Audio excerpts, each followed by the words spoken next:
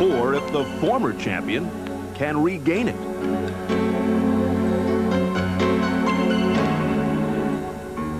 Or if this reborn boxer will slug his way to a second world championship.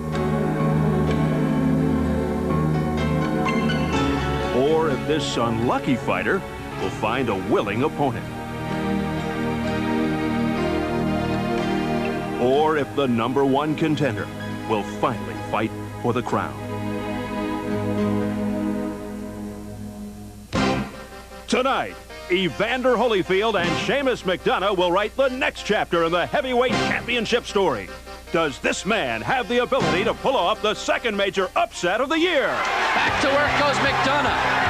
McDonough got coffee against the ropes. It is over.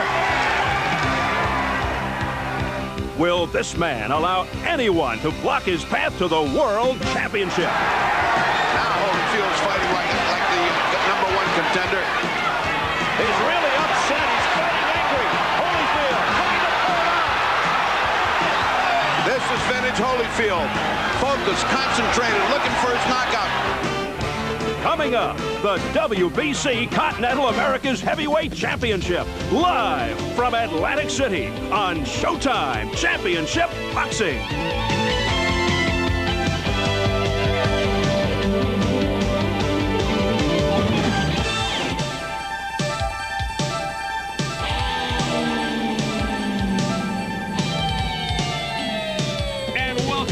This is the West Hall of the Atlantic City Convention Center on the boardwalk, the scene of so many important fights. Big crowd is settling in, getting ready for all the action. And tonight, #1 rated Evander Holyfield out to defend his WBC Continental America's Heavyweight title against the upset-minded Seamus McDonough. And hello again, everybody. I'm Steve Albert. Welcome to another edition of Showtime Championship Boxing. Well, this month, Evander Holyfield was supposed to fight for the World Championship. Instead, he's looking to defend his own championship and remain #1. He hasn't fought in some 7 months. It's the longest layoff of his career. And with that, let me bring in my partner, the fight doctor, Ferdy Pacheco. And Ferdy, as far as Holyfield is concerned and the heavyweight division is concerned, things have really gotten crazy. There are several viable contenders. Well, I think the biggest one right now is Razor Ruddock off his brilliant victory over Michael Dukes. He's got to be up #1. And public acceptance of George Foreman puts him up there. Then there's 3 young guys that are creeping up, undefeated Olympians, Reddick Bowe, Ray Mercer, and Lennox Lewis. Seems like Holyfield is just as concerned with staying in shape as he is staying #1. In order to stay in shape, you can't just train, you got to train and fight. Training without a fight is meaningless. Maybe there is no fighter like Holyfield who likes to feel the challenge to prepare for a fight. And that's why he's taking this awful risk tonight. Tonight, it's all downhill if he loses, and there's very little to gain, except he is getting the conditioning that Douglas is not getting. All right, on that note, let's check in with the manager of Evander Holyfield, Ken Sanders of Atlanta. Ken, why are you doing this? Why risk a fight against Seamus McDonough? Well, first of all, Evander's a very unusual person. He knows he has to fight to be a champion, and he's going to be a champion, so he's willing to risk everything. What if Holyfield loses? I mean, you have millions of dollars at stake here. Well, that's true. We don't look at it like he's going to lose, but anything is possible. But that's just a decision you have to make. Evander wanted to fight. We got him to fight, and I think he'll win the fight. Assuming Evander Holyfield wins, when would a title fight take place? Well, we're looking at sometime still in September. We think the purse bid will come up in June, and the fight will come off in September with Buster. All right, Ken Sanders, thank you very much.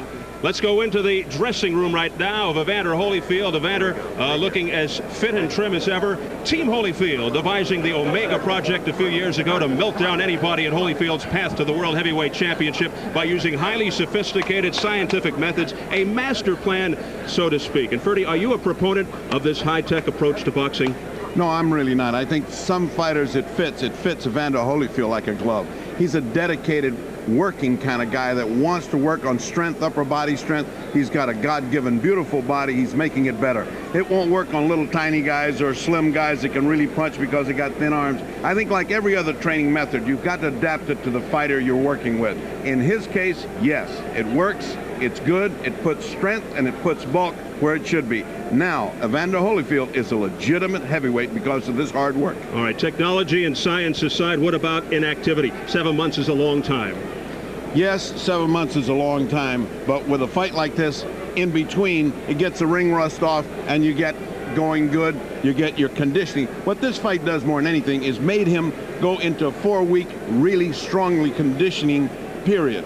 That pays off tonight. Of course, it is a gamble, and the gamble could backfire, but it makes him prepare himself and condition himself for a fight. All right, we talked about Team Holyfield. We talked about the Omega Project.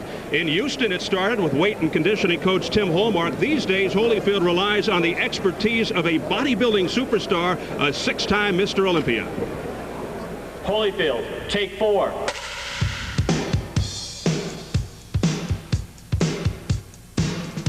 Four years ago, Evander Holyfield made his pro debut as a cruiserweight. Today, he's a stronger, more explosive heavyweight. Boxing's body beautiful. His ring work has been supported tremendously by his work in the weight room and new trainer Lee Haney. Yeah, give me 2 more. Come on. Yeah. For the last 4 months, Haney has joined Team Holyfield and structured an intense weight training program featuring power and flexibility to transform this fighter into the world champion Lee Haney already is. Haney is bodybuilding's superstar. He shares the tips to his success on a weekly TV show. Good. Come on. His program and diet plan have added 9 pounds to Holyfield's frame. Upgrading Holyfield to a new level is Haney's task. I knew Evander 4 years ago, and we were good friends during that time. And I received a call one day from his manager, Ken Sanders, and I also knew his wife, Paulette, for some time, and so she had more or less given me a hint that I would be to expect a phone call coming from Evander or Evander's manager. And at that point, I was asked if I would consider being part of his training camp because they wanted to put together the best combination of people in preparing for the Buster Douglas fight. Well, I feel that it is an advantage. If there was just something different, I wouldn't do it. I feel that I'm looking for every little thing that could help me towards my career to elevate me to another level. A title shot against Buster Douglas seems imminent. Adding weight to challenge the bigger Douglas has become a priority for Team Holyfield. Now in the ring, a stronger Holyfield has added more power in each punch. Haney's contribution will be as much mental as physical. You have to have an attitude that can move a mountain, if that's physically possible within yourself. So it's this type of attitude that we're transferring over to Evander, that I am transferring over to him. When he get out there, you know, all of this hard training, he's now stronger. He now has speed along with that strength. So he possesses the power to tag a guy and tag him with as much intensity as he possibly can. The heavyweight division has been a challenge because people say, well, he's overgrown cruiserweight, he blowed up, he'll never be the champion of the world. So that has inspired me to work even harder, has inspired me to take whatever step necessary to be the heavyweight champion of the world. And this is Evander Holyfield's battleground, the West Hall of the Atlantic City Convention Center, where Holyfield had a surprisingly difficult test against Alex Stewart back in November, his last fight. Tonight, he'll try to dispatch Seamus McDonough in easier fashion. Now, if Holyfield is trying to stay sharp, Bertie, why would he want to take McDonough out early? Well, the obvious reason is that you're not going to take any chance of hurting your hand, of getting cut, of having any type of injury which could forestall the September fight. But in boxing, in particular, Evander Holyfield, his objective was to train toward a fight. That gets that intensive training we were talking about. The fight itself against an opponent that is not in his class, it doesn't behoove him to stand around and get himself sharp. He can do that in the gym. He's got to get this guy out of here fast. He cannot take chances. And this is a tough situation for Holyfield because even if he wins, he stands to lose some market value. Yes, but not as much as Douglas is doing. Douglas has got a total inactivity. It's costing him millions not to fight. At least Evander Holyfield training for a fight. He's before the public. The only thing can happen here is if he doesn't look good, he does lose a little bit of market value. But in the meantime, his name is before the public again, and that can do nothing but help you. And McDonough has never fought on this level before. Of course, it's the opportunity of a lifetime. Would you draw the analogy of Norton versus Ali when Ali was tuning up for Frazier and Norton went on to break Ali's jaw? Would you put McDonough in that category? No, I would put the situation as analogous. Yes, it's an underdog scoring a big upset, But the analogy between Seamus, who doesn't have the kind of category that Ken Norton. When Ali fought Ken Norton, everybody thought he was great. Everybody thought he was coming up, and he was ranked second, third, or fourth when we fought him. We didn't take him cheap. He just happened to break Ali's jaw. All right, Seamus McDonough is a very interesting young man, and let us find out some more about Mr. McDonough, a man who packs an educated punch, most versatile young man from Ireland. Does this look like an athlete in training? He's a boxer. He's a scholar. He's Seamus McDonough of the County Mayo McDonoughs, don't you know? McDonough was born and raised on the rugged west coast of the Emerald Isle. In 1981, a 19-year-old Seamus and his father came to America.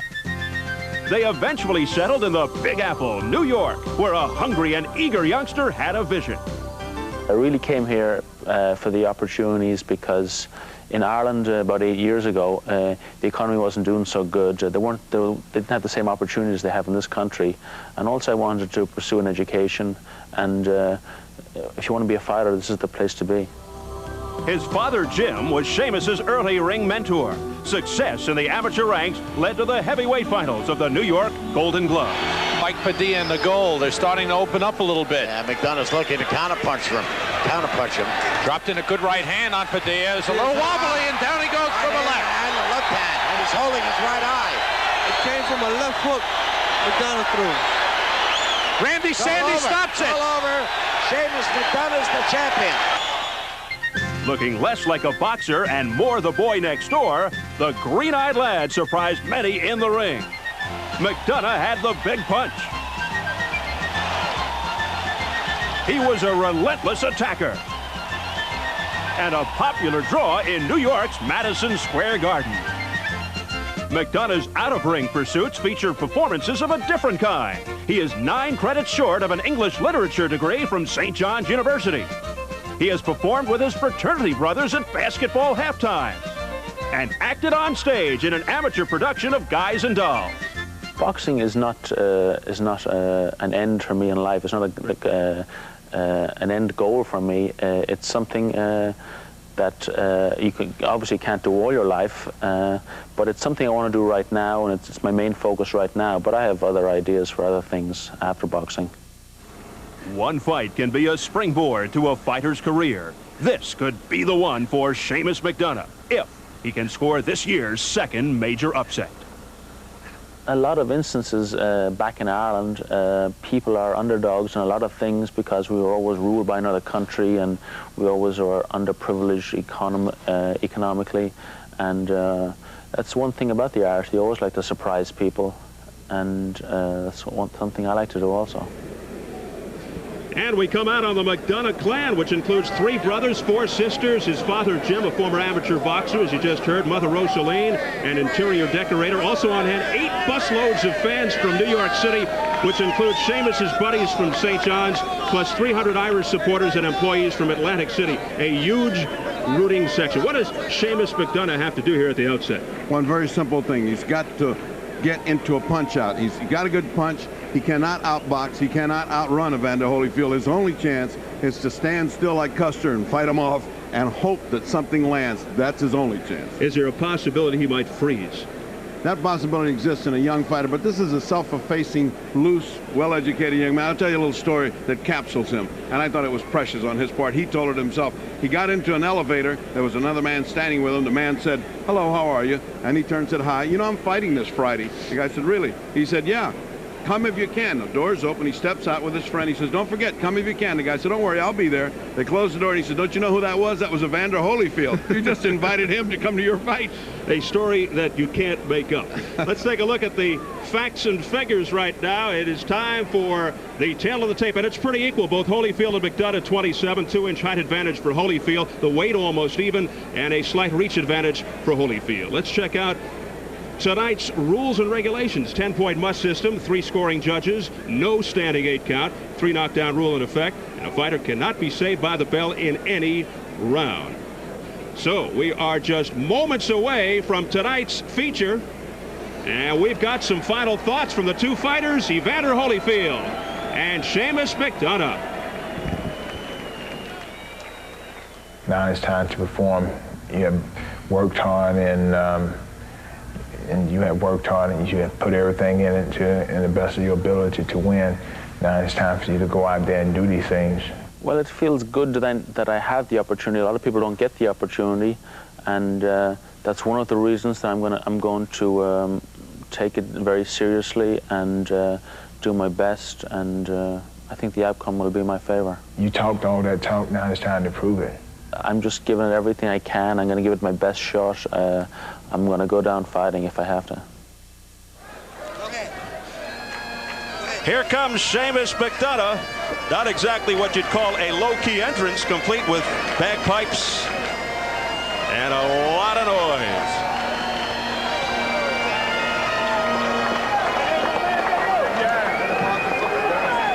And finally, McDonough emerges.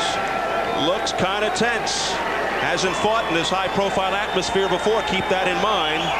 Walking into the fight of his life. Says this fight is like hitting lotto. Well, he is getting $150,000, which he will probably put towards graduate school.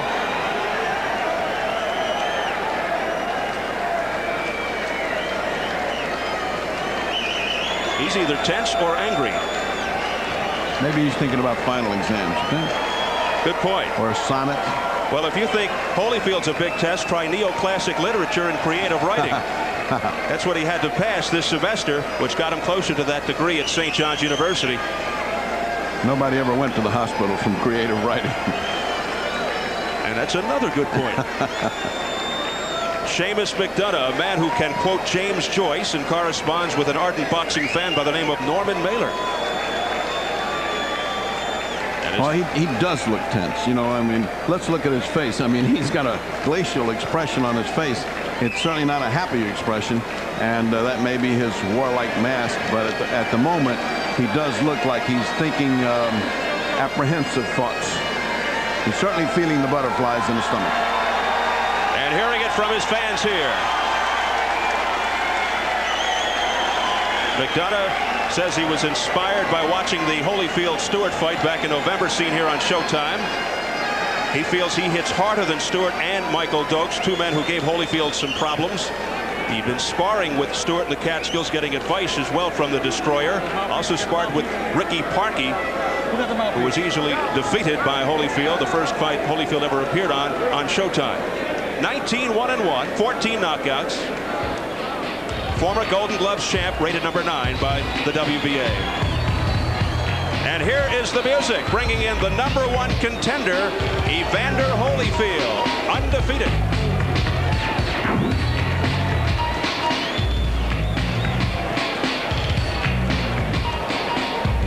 Lou Duva, the ubiquitous one, and the same stoic look before every fight on the face of Holyfield, totally focused, all business, no glitz, trying not to look ahead beyond Seamus McDonough to a title shot, which may have been the case against Alex Stewart.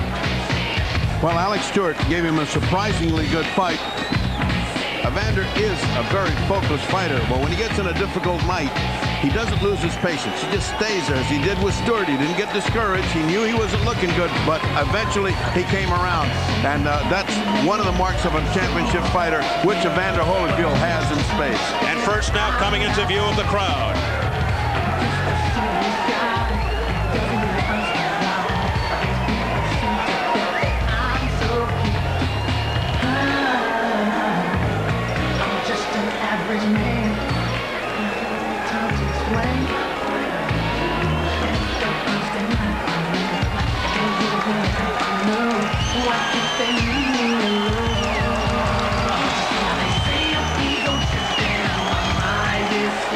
Mixed reaction for Holyfield.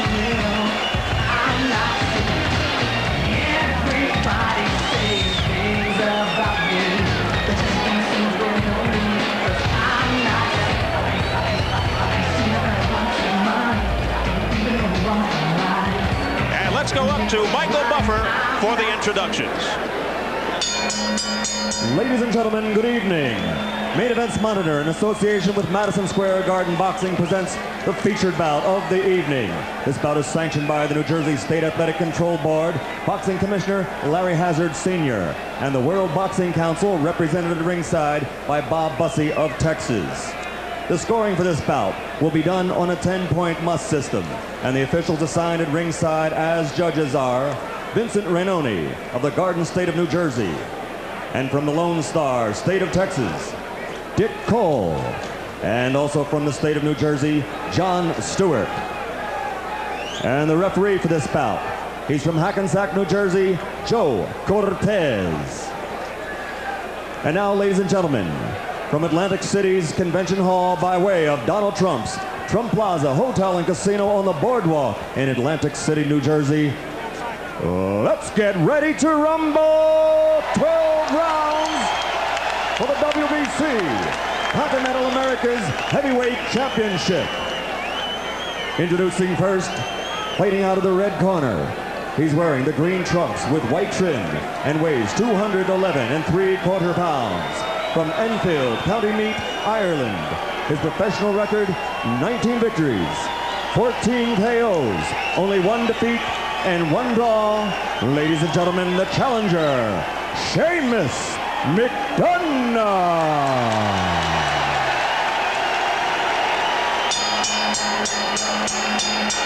And fighting out of the blue corner, wearing the white trunks and weighing an even 210 pounds, from Atlanta, Georgia. His professional record, 23 victories, 19 by KO. Ladies and gentlemen, the undefeated WBC Continental America's Heavyweight Champion, Evander, Real Deal, Holyfield.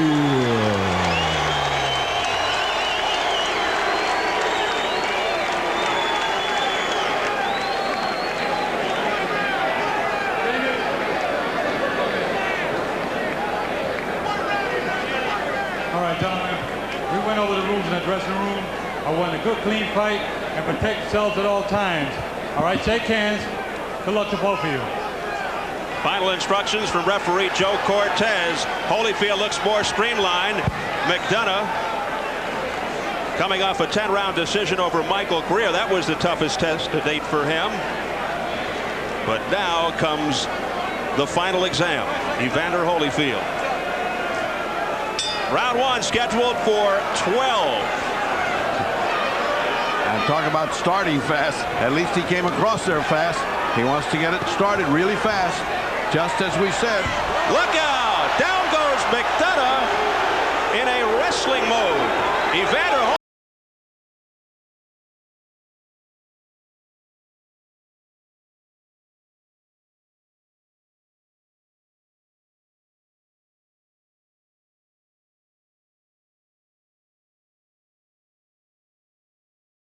intimidated by Holyfield's robo-type body.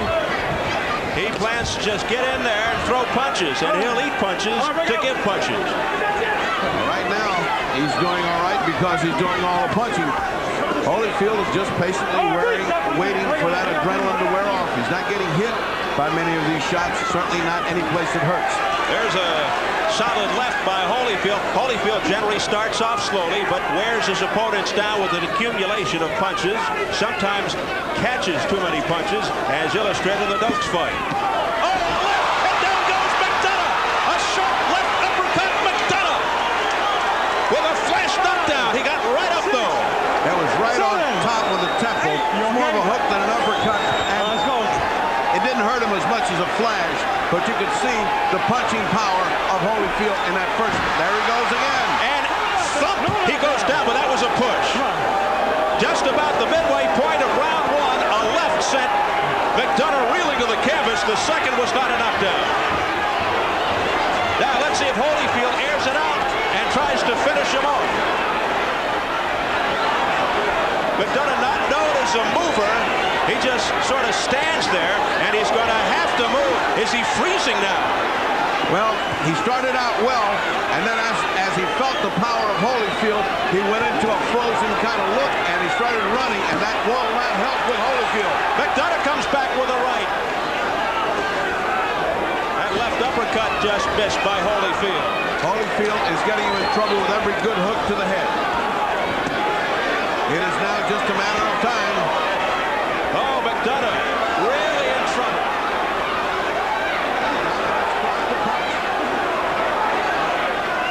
He is fighting a scared fight now. Down he goes again with a crisp right. The second time he's been knocked down in the first round. 5, 6. Remember, the 3 knockdown rule is in effect. And that doesn't count wrestle downs. Final seconds. Can he get through? McDonough almost went down. He stays up. Heading for the bell. McDonough hanging on for dear life here. One more knockdown and it's over. He made it through the first round.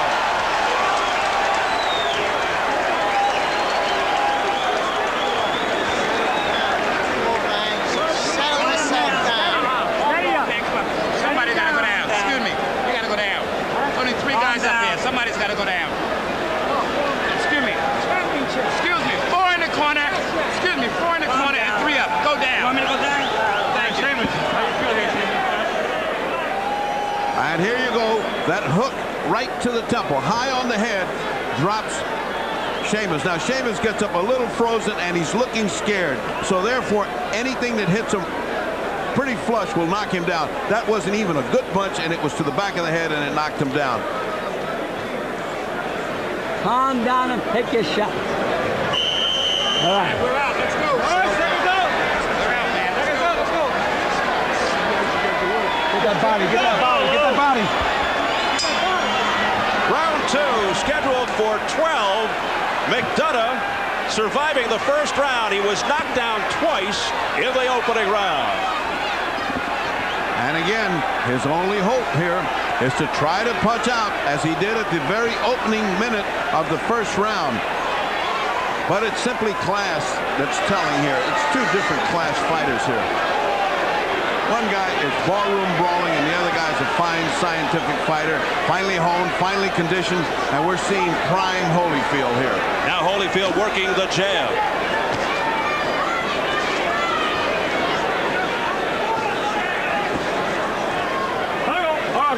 Holyfield will work him with a jab, control him with a jab. Suddenly he'll turn a hook off that jab, cross the right hand, and down will go Seamus.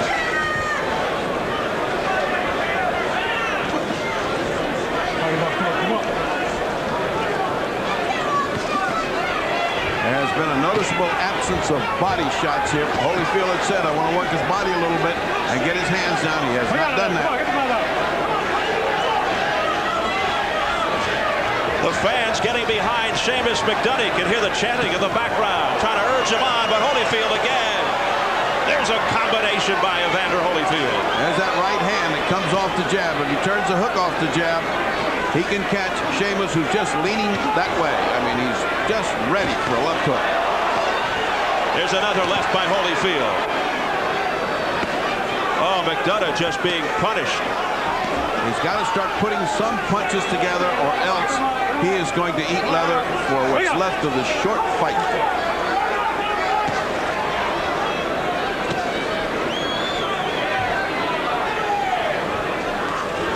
Things settling down somewhat here to the advantage of Seamus McDonough.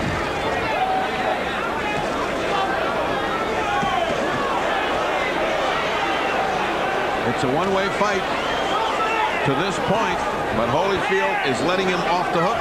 Maybe indeed he feels like he needs this work. It certainly is nothing but a gym workout at this point. Well, we addressed that issue at the outset, and maybe that is the case, but he told us in a meeting yesterday that he is going for the early knockout. And so did Georgie Benton, his trainer, and so did Lou Duba, and so did everybody in his corner. Get him out of there as fast as you can is the message that was sent to Holyfield. When you have that many millions at stake, that's got to be the philosophy. Remember, anything here, a broken hand, a cut, a broken nose, anything could set him back off a $10 million shot. So his backers have got to be very nervous as round 2 winds down with very little action compared to the first round. And that'll do it for the second round.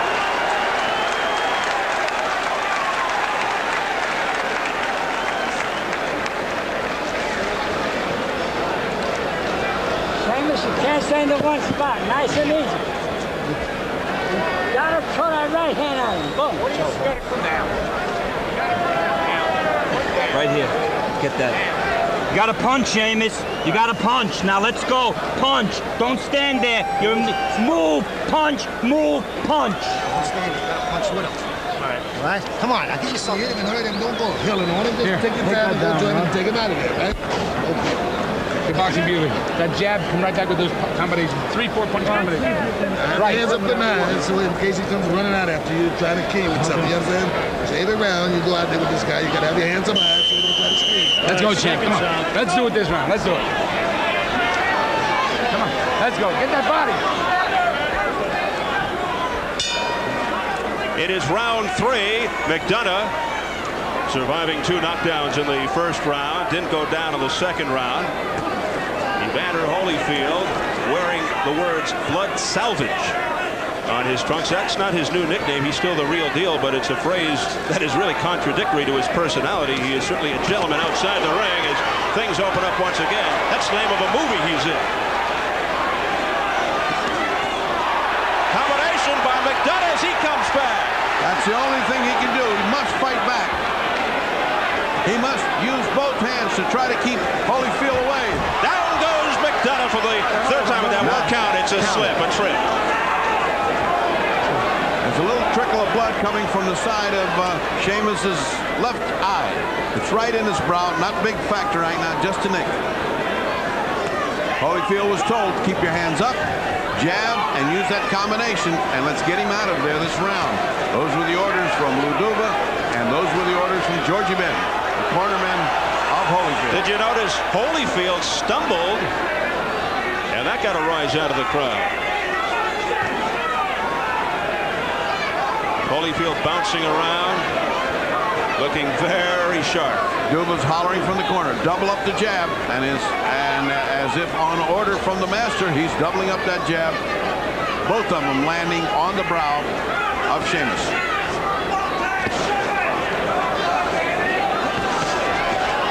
Ooh, that left by Holyfield to the midsection of McDonough. A little bit of a low blow there by Holyfield. Got away with it.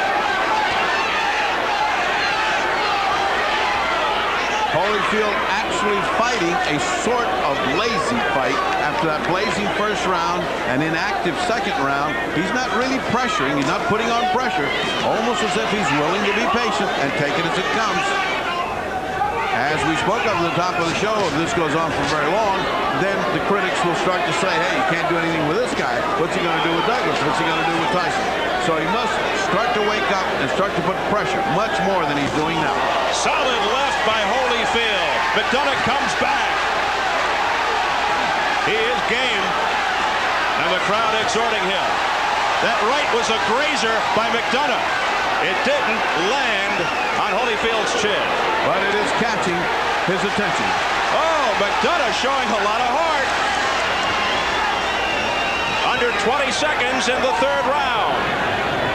McDonough coming back from being knocked down twice in the first. Holyfield could not put him away. Another sharp shot to the ribs by Holyfield.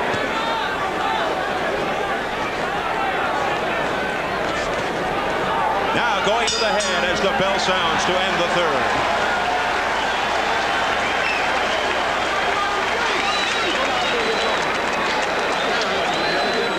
Take your time, just pick him apart, you understand? Now listen, arm on to the body, you understand? Arm on to the body. Now listen, you got to close that gap with this guy, you understand? Don't be too far with him. Push him with the jab, stand a little closer to him so he don't do that long stuff. And throw that stuff, around the head, up the middle. The fighting spirit of McDonough, which is what he's got to show. Seamus has got to put those punches out there to keep Holyfield away. And of course, in spurts, he does that. But the majority of the times, he's eating leather. Let's look at it from a different angle. See that broad back and that barrel chest that he's got? He's got to use that. He's got to try to out-bully and out-strengthen Holyfield, but he just simply cannot do it.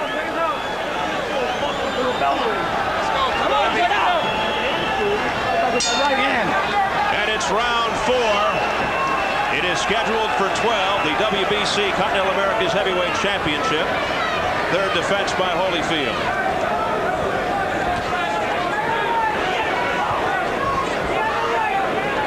your scorecard look right now? Dismal for Seamus. It's 30-25 for Holyfield. I gave that first round a 10-7 because of 2 knockdowns. Again goes McDonough through the ropes. I don't think he can get up. He almost landed in Dr. Doggett's lap. That's it. It's all over. Joe Cortez waves it off. And here in the 4th round, Evander Holyfield has knocked out Seamus McDonough.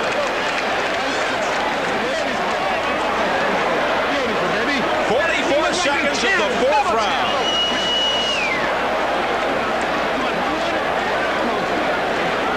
Evander Holyfield remains undefeated. Now 6-0 as a heavyweight, all by knockout. He's 24-0 with 20 knockouts overall.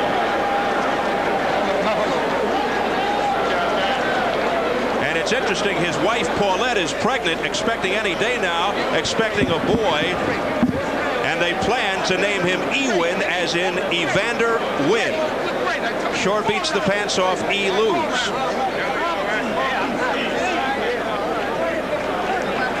Well, let's take a look at the 4th round. There's that devastating right. That thunderous right by Evander Holyfield, setting things up. This will be the 3rd time of the fight McDonough goes down, and the last. Now McDonough tried his best to come back there with the right. Oh, what a shot. And through the bottom of the ropes went McDonough, down on his back.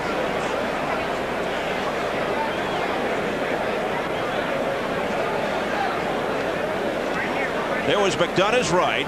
Didn't seem to phase Holyfield, and then Holyfield lowered the boom. Let's see if we can get a better look at it here.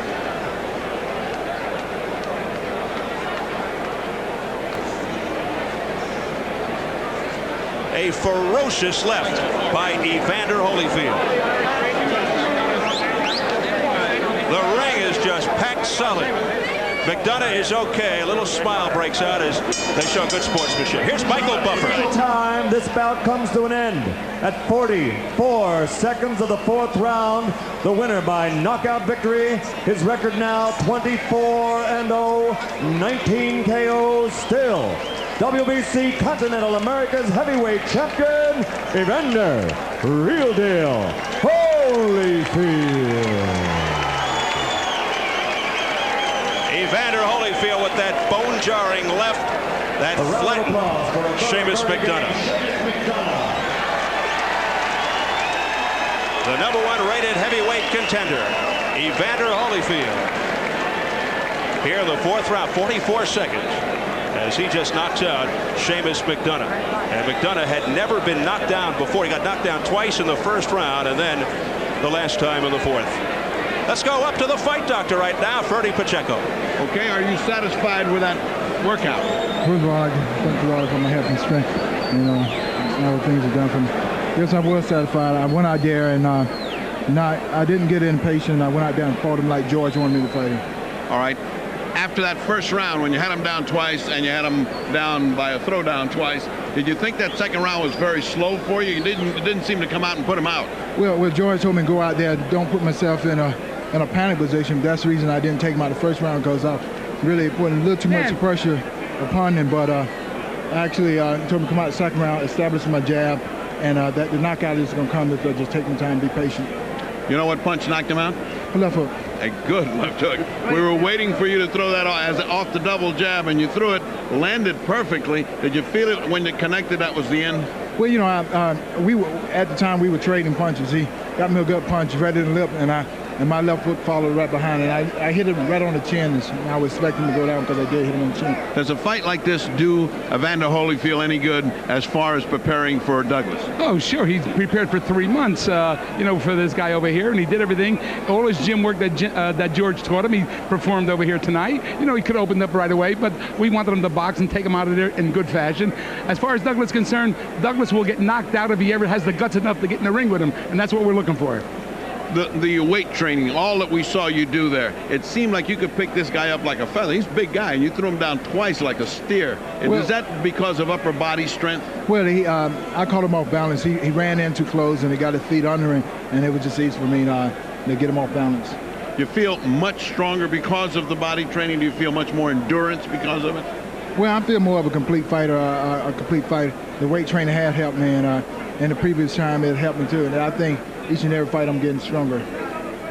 Regarding the financial end, Kenny, the manager, you are going to be doing money talks with Danny. Will a fight like this help you in your negotiation? Will it hurt you? Will they say, well, listen, this guy took him 4 rounds to get rid of this guy? No, definitely it'll help us a lot because yeah, everybody expected him to win, but he won big like he was supposed to. I mean, he was supposed to win big, and he did. So you're satisfied? I'm very satisfied. It's the best he's ever looked. All right. Let's take a look and see if we can see a knockdown. We're trying to rack up our replay, and here's the first of the knockdowns. You can comment on it if you wish. Well, it was a good jab, and he was ducking down into the jab into a left uppercut, which I knew when I watched his tape he was dropping the head a lot, and I knew. Now here's the second time in that same round. Watch your punch. Into the body real good. You can comment. Well, actually, it was the body shot that really hurt him, and he got off balance trying to hit me with the right hand. It was the right hand that I caught him with going. And here is the end of the fight, and maybe one of the prettiest left hooks you're going to throw in a long time. Well, you know, I would set him up. I was going to the body at first, and we trade punches. And after the right hand, then he caught me right. Then I caught him off balance. It was a great left hook I threw. It was a nice clean one. But you know what? For a guy that they say was frozen, he was fighting back pretty good. He was throwing some shots. Well, I knew the guy would come out. He didn't have anything to lose, and he had all the people pulling for him. And the guy came out and gave his all like he's supposed to. He's a fighter, and he proved that he was a fighter, and he came out and fought like a fighter. All right, I think you've had a nice evening's entertainment. You've certainly entertained us. And now it's what, September, you think, for Douglas? Hopefully, I'm just going to go back and train and work out and be prepared for anything that come off. All right, thank you very much. And now back to Steve Albert at ringside. All right, thanks very much, Ferdy. Live from the West Hall of the Atlantic City Convention Center on the boardwalk. Evander Holyfield, 44 seconds into the 4th round, knocks out Seamus McDonough, lifting his record to 24-0 with 20 knockouts, 6-0 as a heavyweight. And now he will just continue to patiently wait and wait for his big shot at the title. A courageous Seamus McDonough with the Fight Doctor. They say you were frozen. They say you were scared that first round, but you came out like a bull. Did you feel frozen? Did you feel like, hey, I got to take this guy now? Well, I made the mistake of trying to knock him out, and he's a great fighter, and you just don't knock out great fighters like Evander. I fought my heart out, disappointed, but I guess I'll learn from it and I'll be back. Did you feel that you were outclassed? Did you sat there and you say, hey, wait a minute, this is a different level, like when you're playing with somebody just a little bit better than you are? Well, I got to hand it to him. He's a good fighter. I did come out. I wasn't scared or anything. I just came out. It just all seemed to happen so fast. I guess the first time I've been in a big fight. I'll learn from him. I know I will. I made the mistake of trying to knock him out. I thought I'd have him going in the 3rd round. Try to knock him out, and it's not the right thing to do with a good fighter like Evander. Did you see the hook coming, or did that catch you completely by surprise? The last one that knocked you out. Here's another look on our monitor. Keep watching our monitor as we talk. And you will see you actually fight back very well. Feel free to comment. You're an English major.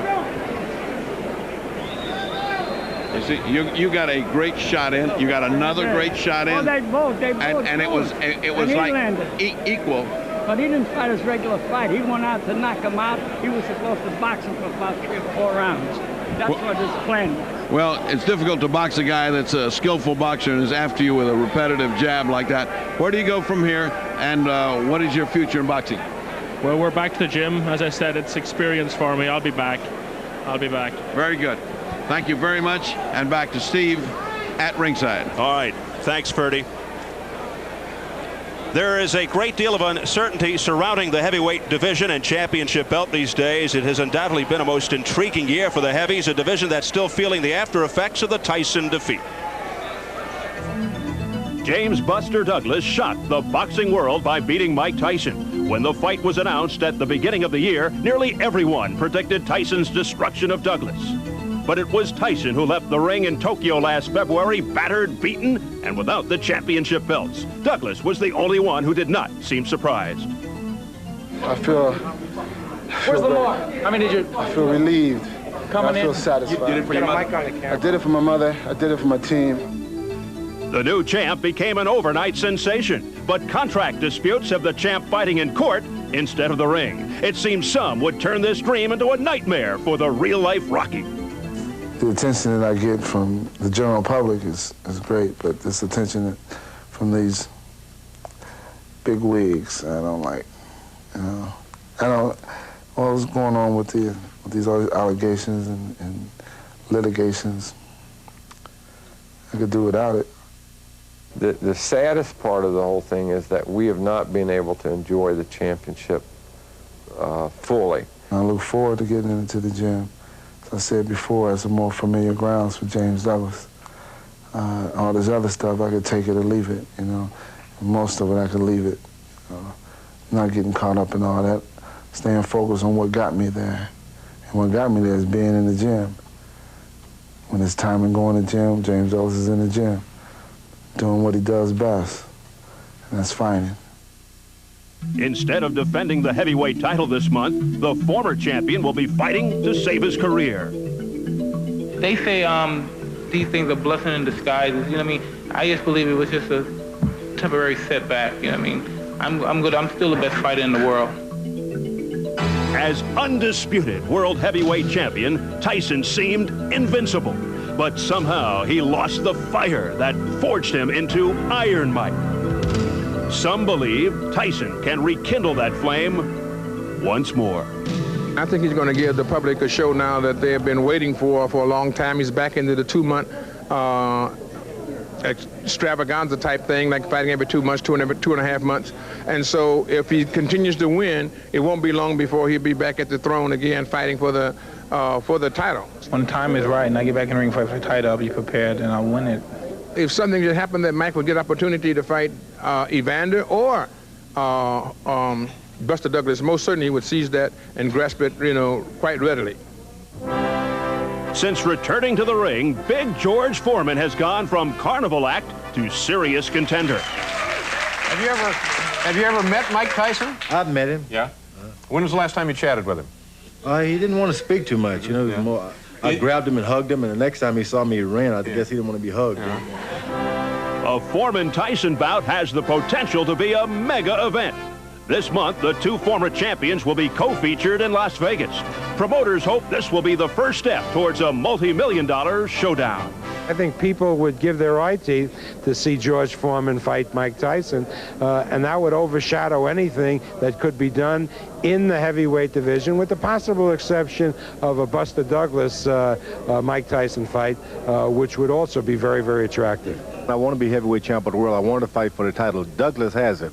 And he's pounding Tyson or Holyfield. So it would be at my advantage to either, if I can't get the champion, get the two guys who are standing in my way. Mike Tyson, of course, and Holyfield. If I could knock those off, I'd be in a better position. That's the reason I keep raising Tyson's name. But if we could fit George in between there or something, I look forward to that also.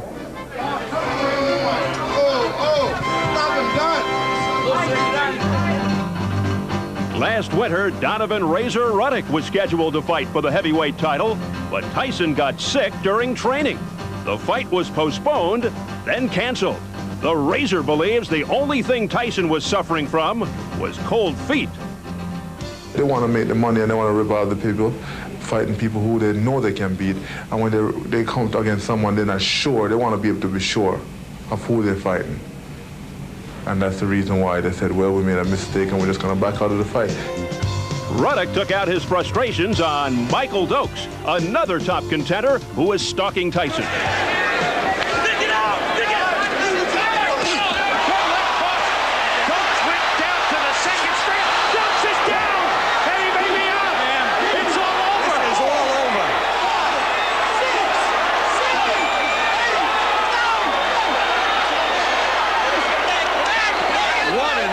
Performance by Razor Ruddock. This is the best young heavyweight prospect I've seen in years. We want to fight either Evander Holyfield, Mike Tyson, or also Buster Douglas. Anyone will take the challenge, and this is a direct challenge to anyone who's listening. And what will become of this contender in the upcoming months?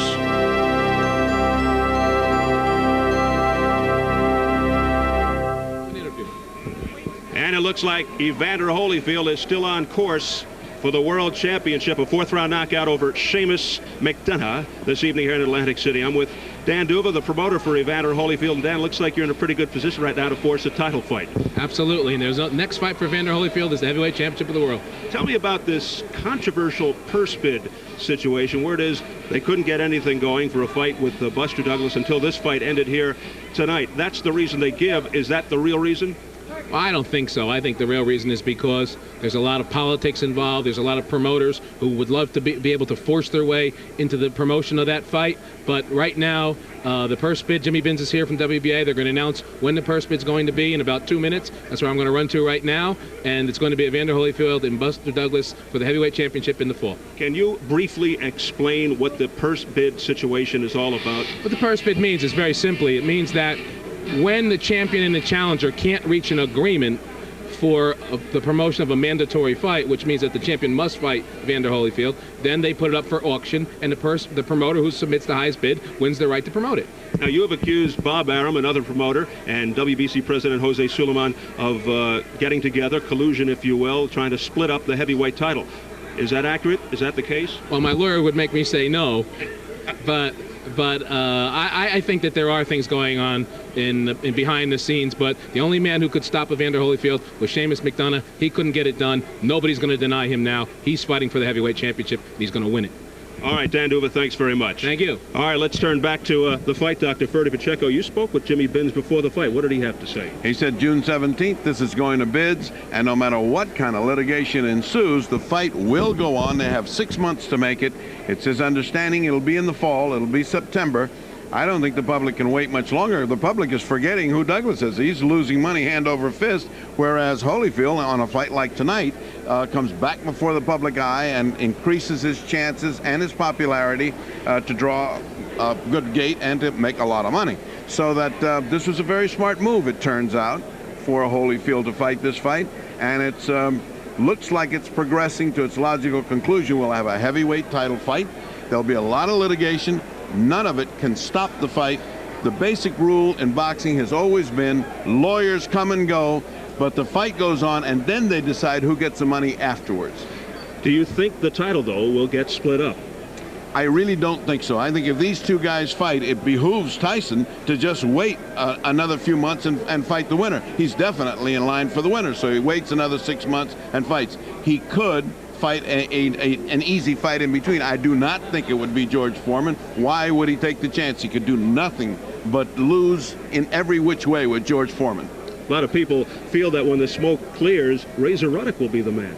I believe Razor Ruddock is the man that's standing there as a legitimate contender. He's fought his way up. He had a spectacular win over a very tough Michael Dokes. He has ducked no one, and he is looking for action. I think he's an attractive, strong fighter with a good knockout punch, and I think that's the next guy up. I think poor George Foreman maybe possibly have a place in an old person's home before he gets a title shot. All right, Ferdy, Evander Holyfield remains undefeated. He does it again.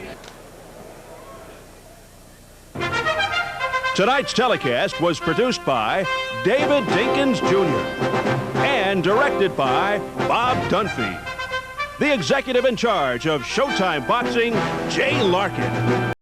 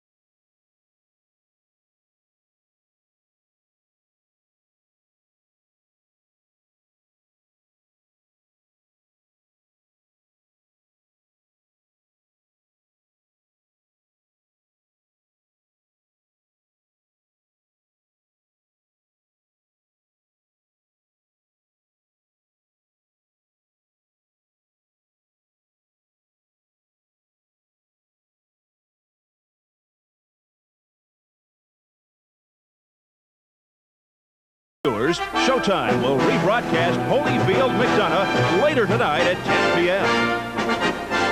There will be an encore presentation of Holyfield McDonough on Thursday, June 7th at 11 p.m. Eastern and Pacific. For Bertie Pacheco, this is Steve Albert saying so long from Atlantic City. This has been a presentation of Showtime Championship Boxing.